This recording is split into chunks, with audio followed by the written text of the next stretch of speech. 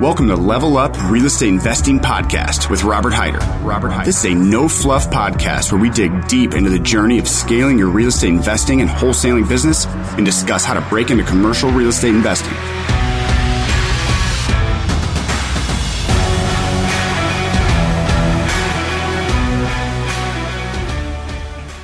Absolutely. No, it's interesting to hear. So yeah, I think next time someone asks you what your superpowers are, lead gen, dispo are two of them. But I think being singular focused and being able to put those blinders on and actually do that is a big asset that maybe gets shuffled down. And something else I should mention too, Rob, and I'm sorry to cut you off. I feel compelled to say this. We did not jump into this being singularly focused. Thank you for highlighting that. Thank you. We were taught by the market to be singularly focused, and the way I think we started doing flips and sub-twos and rentals, and we had a development deal that we fell flat on our face on and lost well over 120 grand in this development project, right? And so we've been taught, and if you don't, and again, God bless those who can manage it. I can't. I'm not smart enough to manage it. So all we're going to do is focus on one thing and be really, really good at it. No, that's great. That's great. That's a learned superpower, maybe. I learned superpower. Yeah, that's right. Yeah. Well, hey, that's how it works, right? Because, yeah, we made that same mistake. You know, we would go to all these mastermind events or all these kind of events. We're like, man, these guys are doing this and they're able to focus on this. Or these guys are, you know, only having to work 25, 30 hours a week. It's like, I just don't get it. And because at that time we were, you know, actively building a rental portfolio at about, 20 plus rental properties a year. So 1.5 to 2 a month is kind of what our goal was. We were working on, 18 rehabs in a year. And then trying to wholesale and get up to 100 plus wholesale deals a year. And we owned a property management company at the time. And we were buying smaller notes. And it was just it was all real estate. We're doing real estate. That's our thing. And then it took about 1.5 years, 2 years to be like, we've got 3.5 companies. This is silly. That's why we're so stretched. And so, no, we took a deep look at that, and we've drastically lessened our rehabs. The only ones we do are really tax credit deals, and we try and put, a solid GC in place, and kind of just, we're not worried about timelines as much, just kind of let them go, right? And for tax credit deals, if it takes longer, 40% of that expense of all your hold costs and all that gets reimbursed in the tax credit basis anyway in the historic areas. So kind of rock those out. And then we've been working very, very hard to be more singularly focused on the wholesale side. We did about 193 last year, give or take. We did get caught in the trap of starting a brokerage up. That's been an interesting little endeavor.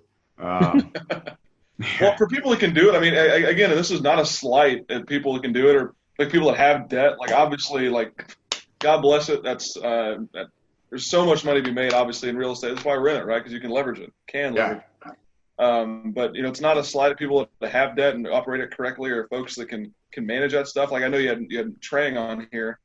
He's got his brokerage, he's got his wholesale, he's got his title company, all this stuff. And Steve's one of the smartest guys I've met.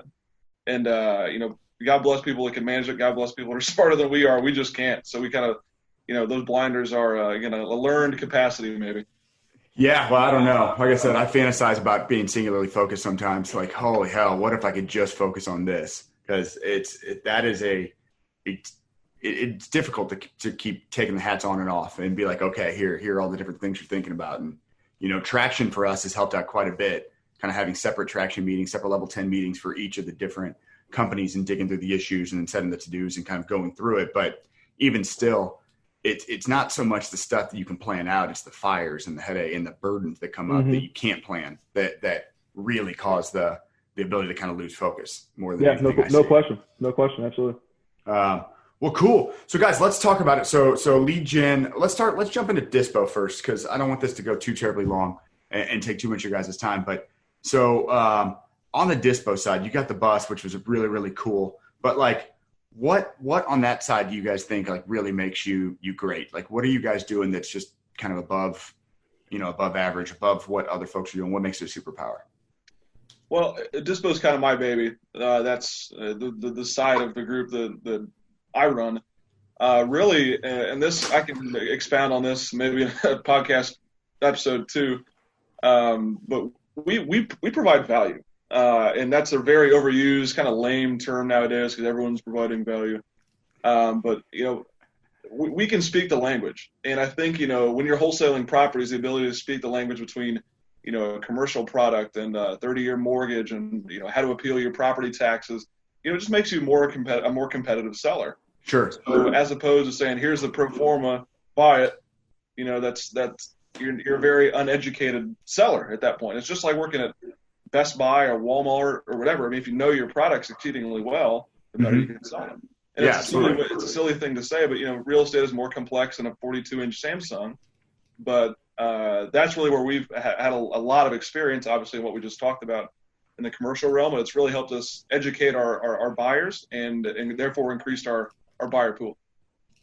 No, that's huge. So what percentage of your deals would you say you guys wholesale to kind of a fund or an institutional buyer versus kind of that you would sell to maybe local folks that are buying it for a rental or a rehab?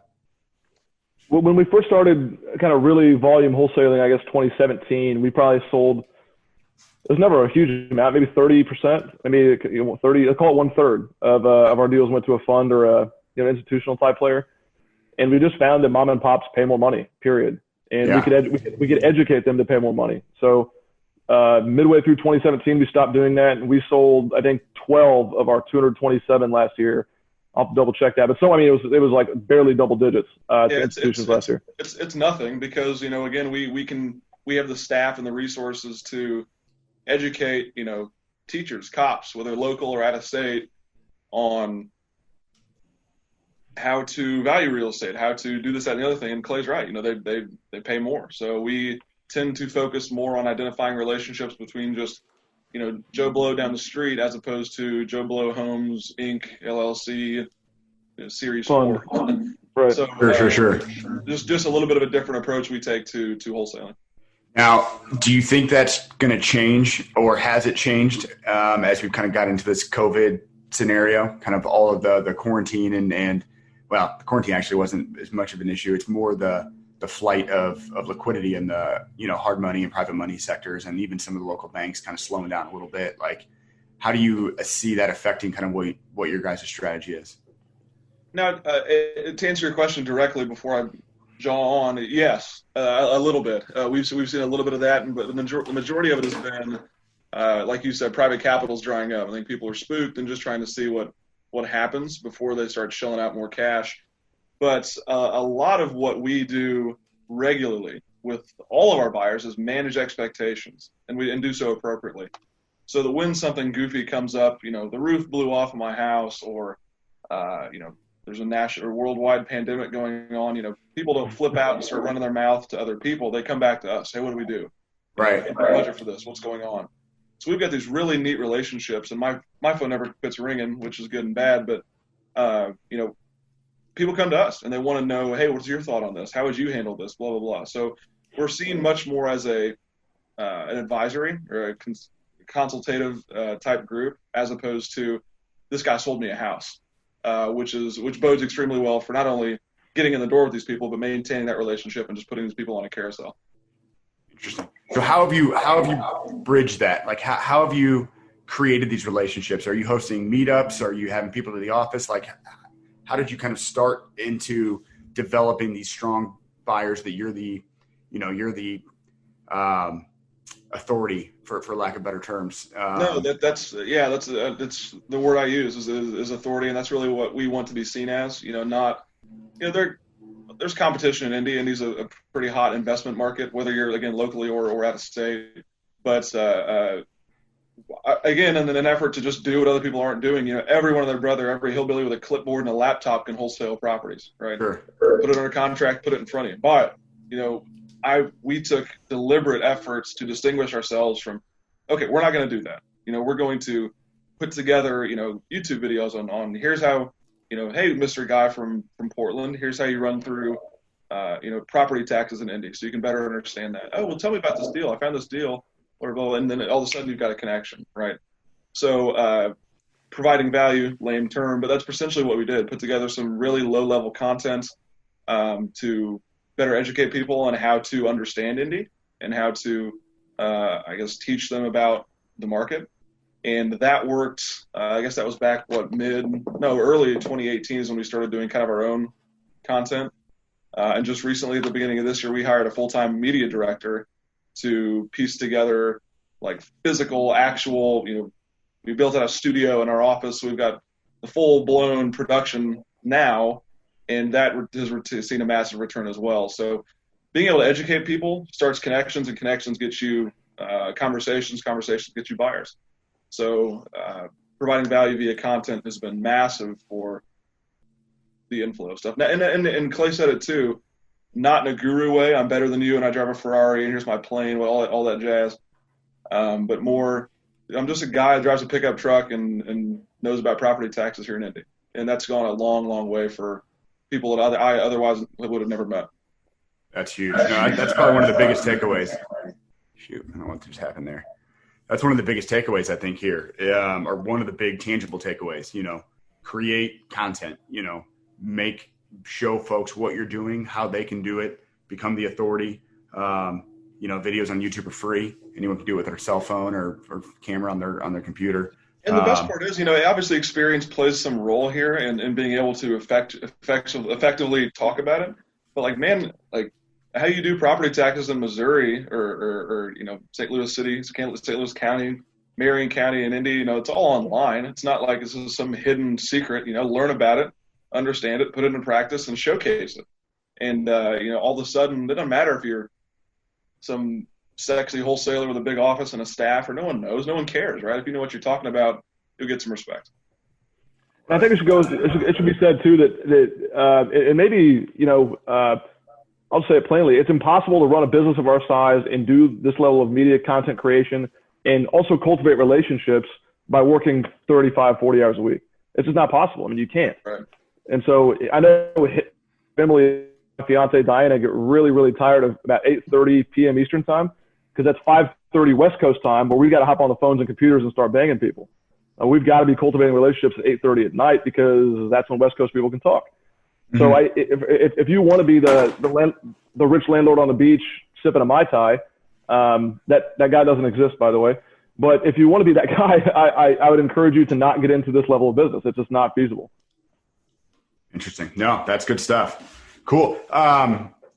Dig into the media director. How did you guys come to that conclusion? That's an interesting concept. Yeah, so I think with every question we get asked, just assume that what exists, we don't want to do it. Max Maxwell's a good friend of Clay and I's, and Max made the decision to essentially hire some dude to follow him around with a camera like 3 years ago, and everyone knows Max Maxwell's name now, right? Max Maxwell's the dude. He's got killer content. Mm-hmm. But Max provides some tangible stuff, but more or less, is in that guru space to some degree. And I wanted to be the guru, if you want to call it that, of providing tangible value in Indianapolis. So we made the decision. Clay and I were sitting drinking beer. We were at Mashcraft. When was that? That's a common denominator for us. Yeah, that's when decisions get made. It must have been October, November this past year, and just said, look, I mean, let's just literally no one else is doing it, and I think that's what settled the argument. So we said, let's just see what happens, and we lucked into a really cool referral we got. Some dude that was from Chicago, and he came down here, and Ryan's just been a godsend for us. Now, you can use all the preparation opportunity, all the business cliches all you want, but Ryan was just plain luck. I mean, that dude's lucky as all hell. So no, that's awesome. Ryan's got his own little studio we built out. We spent a bunch of money on him and on the studio, and we just given him all the tools he needs to make cool, fun, engaging content for, not current clients but prospective clients, just the same. And it's, he started in January, and his returns already made itself back. So it's a really neat thing to have, just to, again, serve as an authority, and it's worked very well. No, that's awesome. That's so cool to hear. Well, cool. So jumping into the lead gen side. Well, actually, one more thing on the dispo side. So when you guys are bringing deals in, they're getting under contract on the purchase side, and you're saying, okay, let's get into the dispo. So is a majority of the time, do you know who that buyer is going to be, like, as that deal comes in? Or are you shopping it out to a group and trying to get the best price? Or kind of what happens after that deal comes in on your dispo side? Yeah, we don't do highest and best offer. Never believed in it. We just in an effort to make sure everyone feels warm and fuzzy about working with us. First person to come with the money wins. So we don't shop it around in that regard. And most of the time, Clay's going to smack me for saying this, but most of the time, not all of our deals make it to our marketing blast. I mean, we have oftentimes a massive enough buyer pool with people who I trust and have spent a lot of time educating and cultivating, and I know they've got the cash to where it's like, look, here you go. This is it. That's what we've been talking about.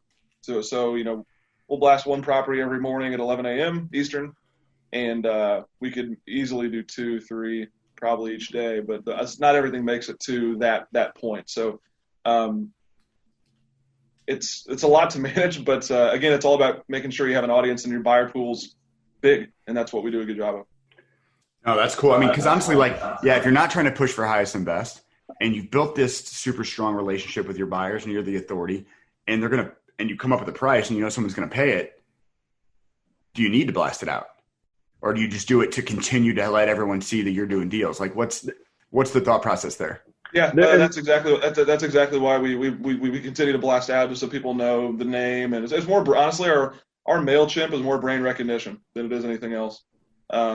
We blast out properties and we get deals done or whatever on them, but oftentimes it's education, and then eventually you just got to tell someone, okay, now's the time to execute.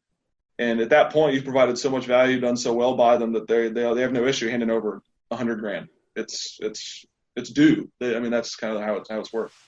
Got it. Clay, you got something on that? No, I was just I have to laugh at Ev. It has nothing to do with him selling properties at top dollar and not blast them out. It just violates my SOPs that we work so hard on. So that's my irritation behind it. But it works. When it works, it works. You can't complain about it. And again, you do such a good job, just like you do leads, right? You do such a good job with leads and bringing leads in and qualifying them, and you got processes and all those other fun things. And no one thinks to do that with dispositions. No one. And the same ways you got motivated sellers, you got motivated buyers just the same. And to spend the time cultivating and qualifying and get them up to the point where they're ready to pull the trigger, just like you do on acquisitions, it's always befuddled me that no one else seems to grasp that. So I think that's what Ev does really well. And so, no, we don't need to blast out properties at all. It's just more brand recognition. Absolutely.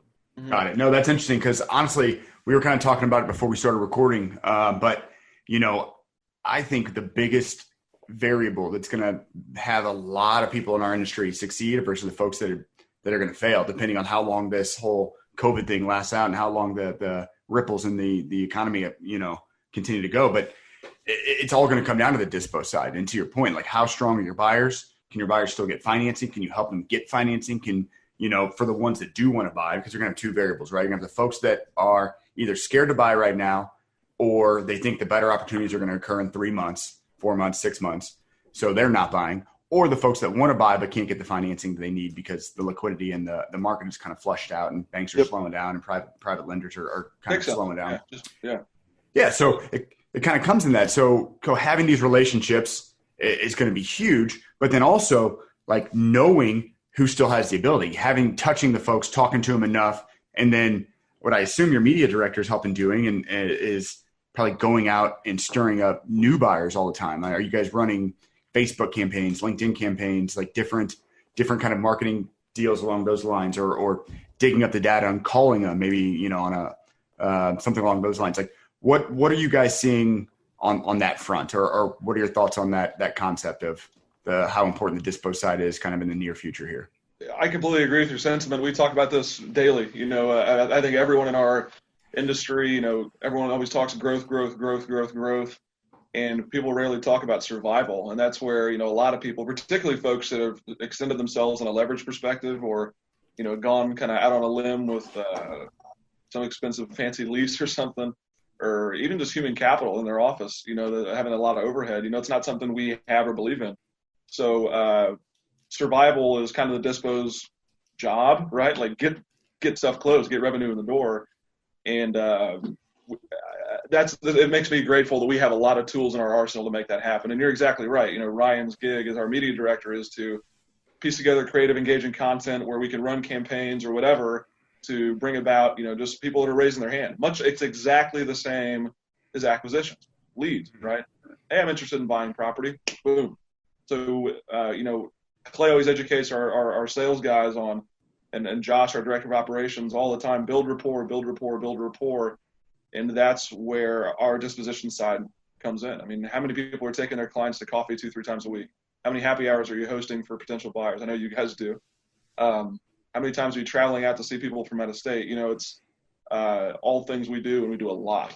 So we're building a massive amount of rapport for these buyers, just like sellers, so that when the time comes to sell or buy, we're the first phone call. And that's where we're different, just because we hadn't seen that in our space, and still to this day continue to not see it. No, that's huge. I mean, that's a big piece of kind of what's going on right now. I mean, we felt it. We have not focused on dispo as much as we should. Certainly not as much as you guys have, right? But at the same point, I think we're still kind of in that upper 5%, because I think a lot of folks got super lazy as the economy's been good. We bring deals in, there are always buyers, right? Yep. So they haven't had to work very hard. What we've been able to do is we do have a good system. We have buyers, we have all that, but we haven't nurtured them as much as we should have. But so we've made a big shift in the last 4 or 5 weeks here, where now we've got campaigns going on Facebook, LinkedIn, throwing stuff out on YouTube and whatnot, just to kind of get the message out there, talking about deals, showing how we're underwriting them, why now is the right time, kind of creating these funnels. But at the same point, what we didn't do before is when someone would opt into a form or call in, like, they kind of go to the bottom of the list, or we kind of like, oh, hey, it's nice talking to you. Let us know. We'll send you some deals. Why do you do the list? Well, now we're actually calling them up, nurturing that relationship. Hey, trying to figure out, do they have the funding? Do they have the ability to buy now? What are they looking for? And really kind of honing in on that in great detail, and making that a big, big press. And then also, we've set up some cold callers, or some folks in the office just to cold call and call out to it's not really cold calling, it's more warm calling, but calling out to the buyers and kind of retroactively, like warming them up, figuring out who's still buying, who's interested, when will they be interested, what are the asset types, and just really, really kind of tightening up our kind of dispo CRM, for lack of better terms. Who wants what can they afford, what can they do? And then been making a really, really big pitch or push to tighten up the amount of data that we provide on the properties, better underwriting on the assets. They really understand kind of what they're getting if it's a rental, for example, better photos, better video walkthroughs, better understanding of what it would look like in different financing scenarios, and just trying to provide a better package to buyers, knowing that there's going to be different folks now coming into the market than were buying before. Yep. And that's super impressive. And honestly, it's important. And I think, if there's one thing to take away from my input on this call, Clay has almost nothing to do with the disposition. So as I wake up, Clay, or you're coming. Yeah. It's simply the ability to, build rapport with buyers and make sure that you know everything about them, much like we do with sellers. You're already doing it. If you own a real estate company or a wholesaling company, or even if you're trying to get started from your freaking basement, you're trying as hard as hell to build rapport with these sellers. You got to do the same with your buyers, man, because people aren't going to just, they might if you get lucky, but you get a 10x, 20x better chance on someone executing if you spend the time on them like you do sellers. And I think that maybe the difference would be that the sellers are oftentimes so removed from real estate. They don't know real estate. They've never sold real estate before, right? So you have to educate them, and you're the authority to them, right? You're not going to be an authority to these big time buyers walking in, acting like you know what the hell you're talking about. You've got to be educated, and you've got to know exactly what terms to look for, things to say, and because they're going to know pretty damn quick if you're just some one-off hillbilly, trying to sell them some shit. You've got to be sharp. I think that's something. Again, going back to our background at the commercial real estate, being able to talk the terms, that is only credibility as far as they're concerned when it comes to talking to us. 100%. Yeah. I mean, it takes 10, 15, 30 seconds to realize if someone knows what the hell they're talking about or not. Yeah. Real quick. Well, those 30 seconds make or break the deal. I mean, 100%. Yeah. I'd probably take it for granted too, given that kind of similar background kind of coming through this and just assuming that most of the folks out there understand what we're talking about to the level that we are versus, a vast majority probably don't. They're just out there slinging deals, not really knowing, listening to low level podcasts. I can sit here and puff myself up. This is the last thing I'll say about this. I can sit here and puff myself up all day long about how great Dispo is and how good we are at it and how successful it's been. But man, a struggle for us has been, kind of letting the reins go a little bit. I still handle the day-to-day Dispo on our end. And, that's a struggle because the person who I want to come up and replace me to a certain degree, they got to know what I know. They got to be able to speak the way I speak, and kind of, that's what I've built up my client base to expect. Mm-hmm. So if I bring in some hilljack off the street that's trying to sell stuff like some car salesman, yeah, ain't gonna fly. So that's been a struggle for us a little bit. That's interesting variable. What do you do when you do hand over the reins? Like, what do you do at that time? What fills that gap? Well, honestly, looking forward to this. Yeah, Clay's looking at his chops over here. This was literally a conversation we were having less than 12 hours ago. 11:59. Really, it's more business development at that point. I'd like to be responsible for being the chef in the kitchen and not necessarily the server, if that makes sense. So I'll sit there and stir up the pot, make the soup, and then just entrust someone who can go out there and then sell that soup to someone who's in the cafe. So it's more business development, furthering Ryan's mission in the marketing, and really keeping a bunch of hot leads up all at once, as opposed to being the guy that has to crank out a call, like Clay said, at 9 o'clock because someone just opted into a form to introduce myself and get a better understanding of what they're looking for. So it's not hugely scalable, much more scalable with another person, and that's really where we're headed. Got it. Very cool.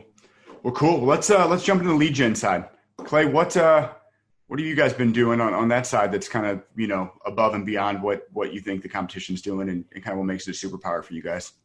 When we first started, and we can talk about the future. I'm not sure how much time we have, but when we first started, we were sending out postcards, and we'd send out, 1,000 little postcards a month. And I came from a data background. I worked at a hedge fund, right? So if you don't know your numbers, then your ass is going to get fired pretty quick.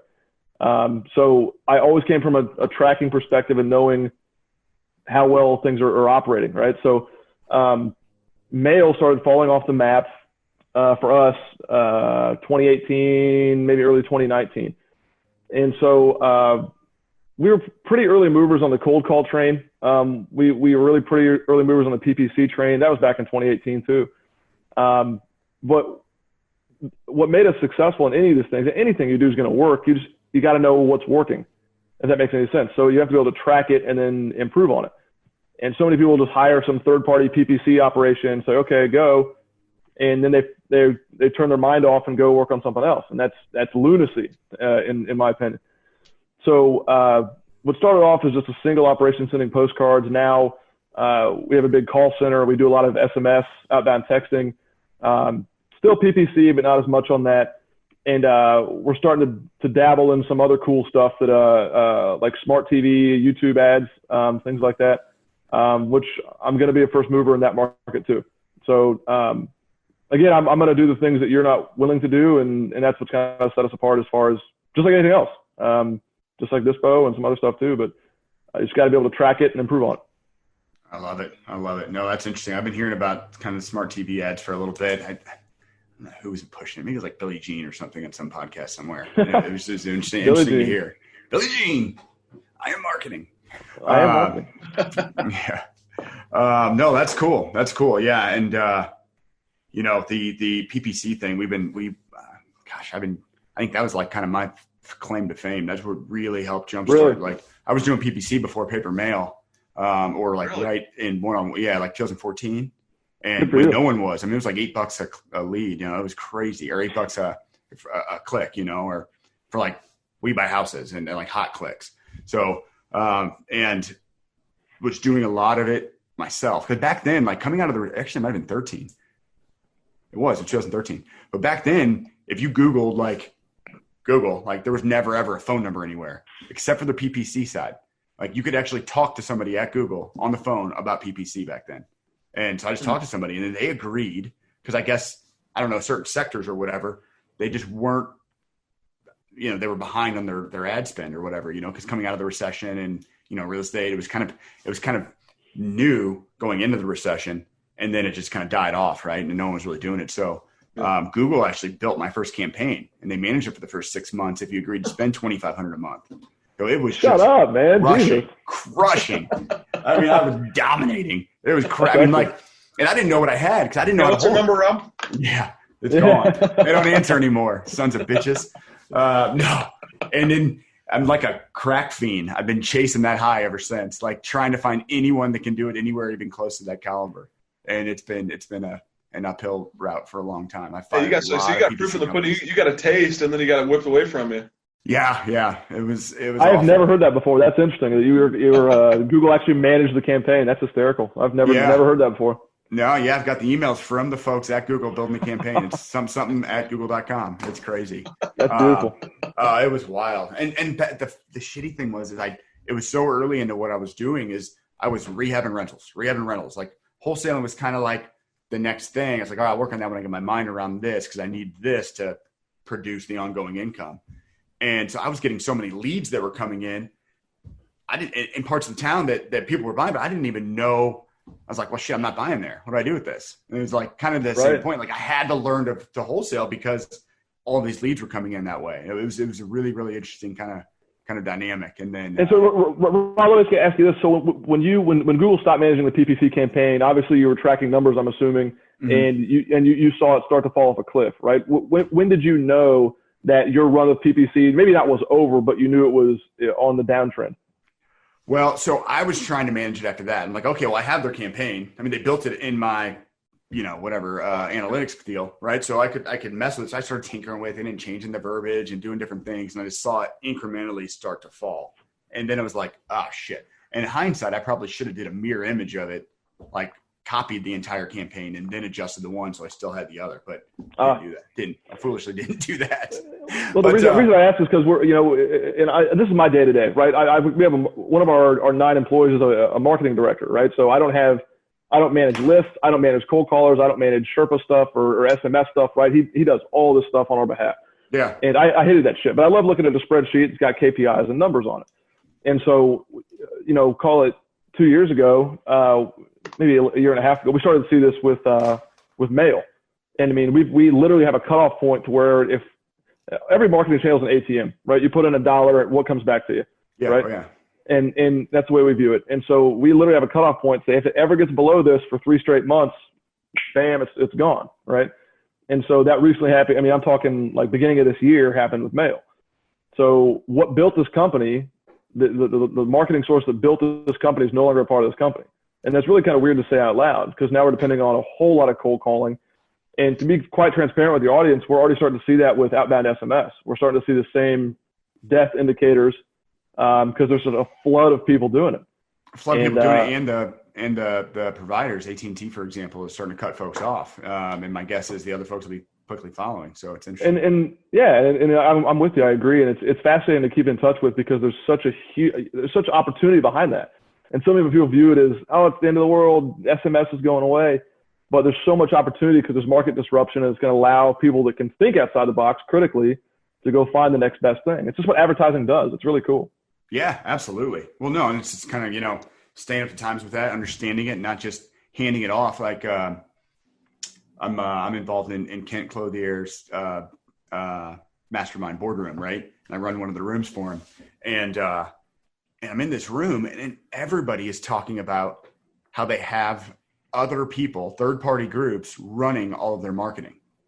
And it just, for a wholesale company, I mean, it blows my damn mind. Like, yeah, PPC, it is super, super in-depth now. Like the level of sophistication that it takes to really run a campaign is drastically different than it was 5, 6, 7 years ago. So really it's like managing the manager more than anything, right? But outside of that, whether it be text, cold calling, paper mail, door knocking, whatever your channels are, to having a third-party group that does it in mass, like manage it for what wholesaling is, just a sales and marketing business, right? Then houses are just the asset. It could be a car, it could be fucking anything, But to hear that it's a sales and marketing business and then you're outsourcing the marketing piece and you have no understanding of it blows my damn mind.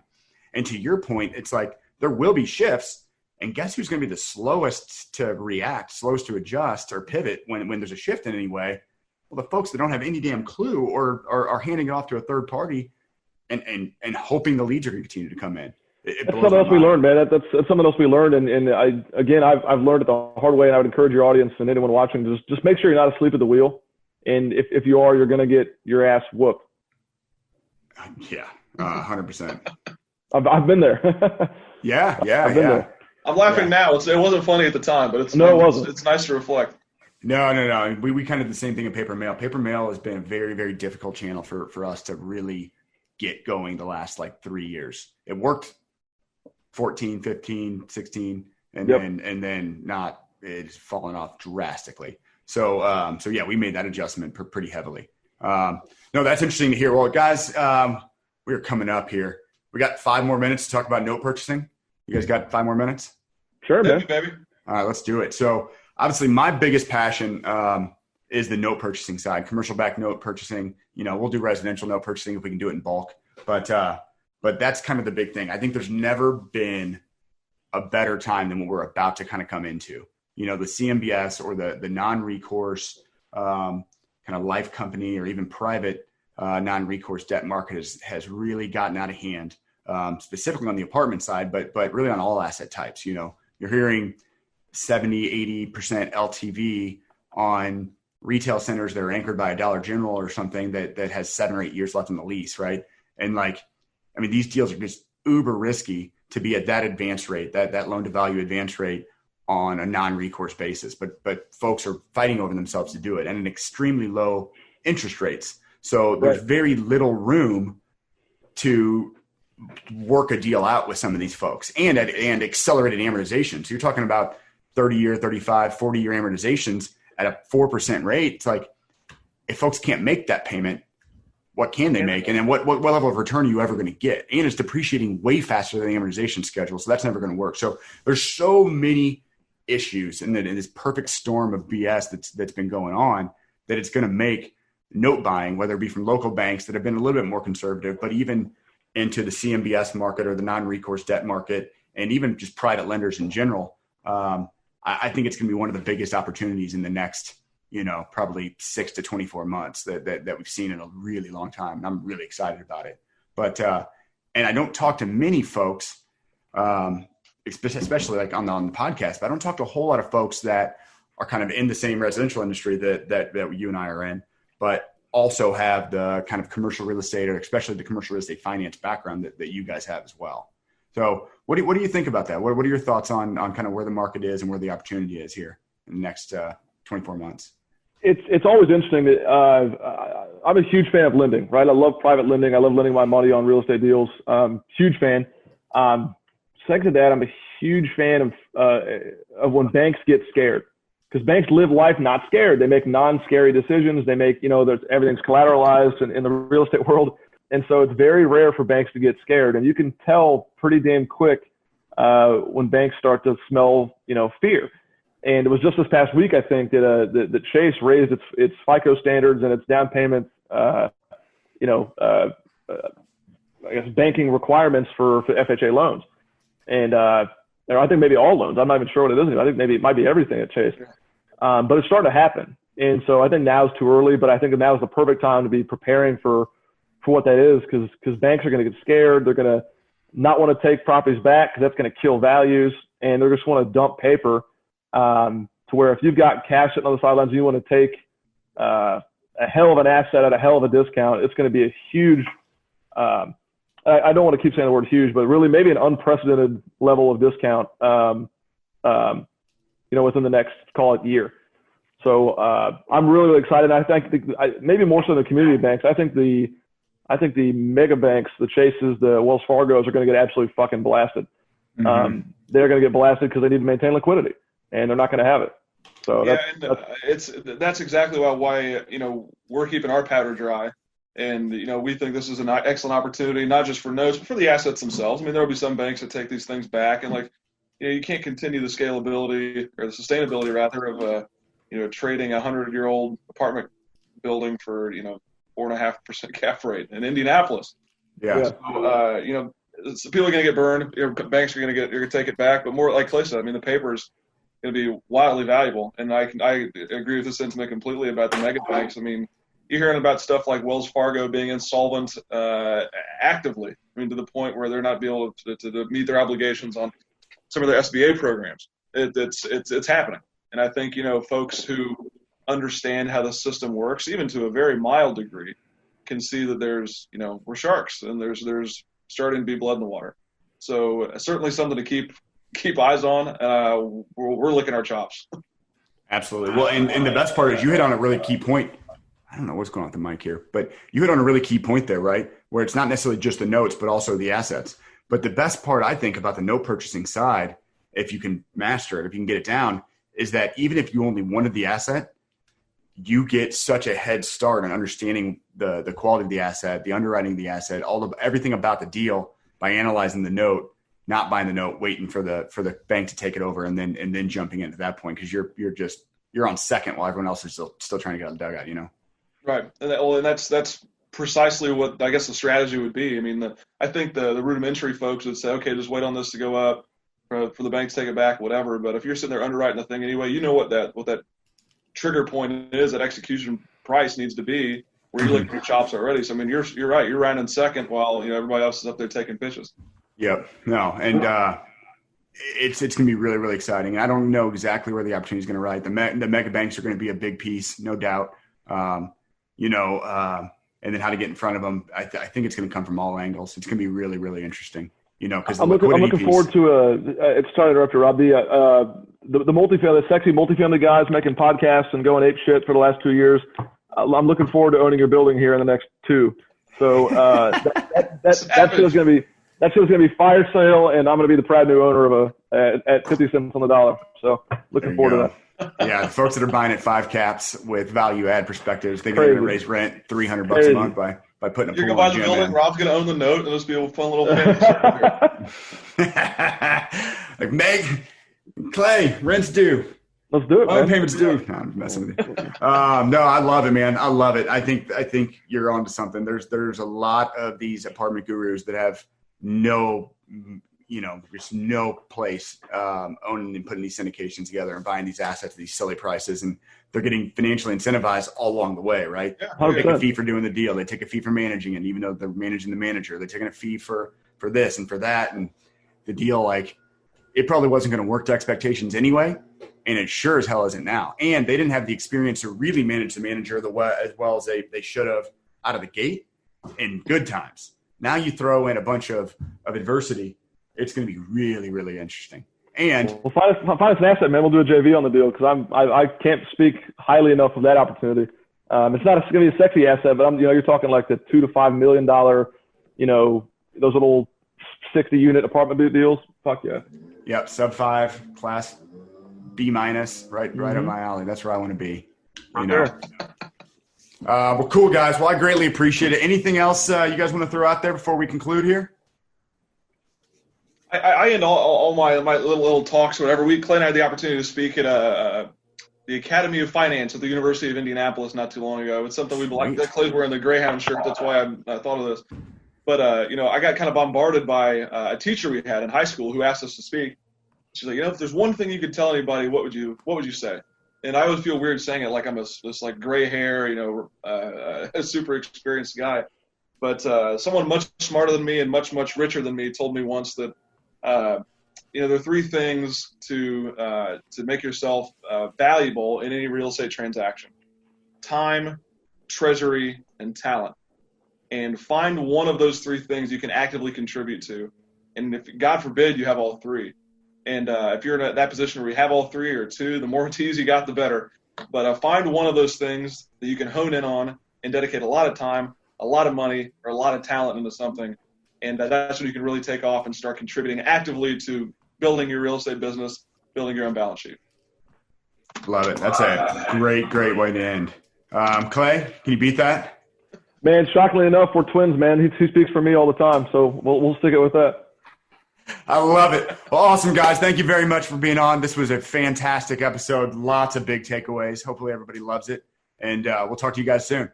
Hopefully Thanks for having us, Rob. All right. See you guys. Rob. Yeah.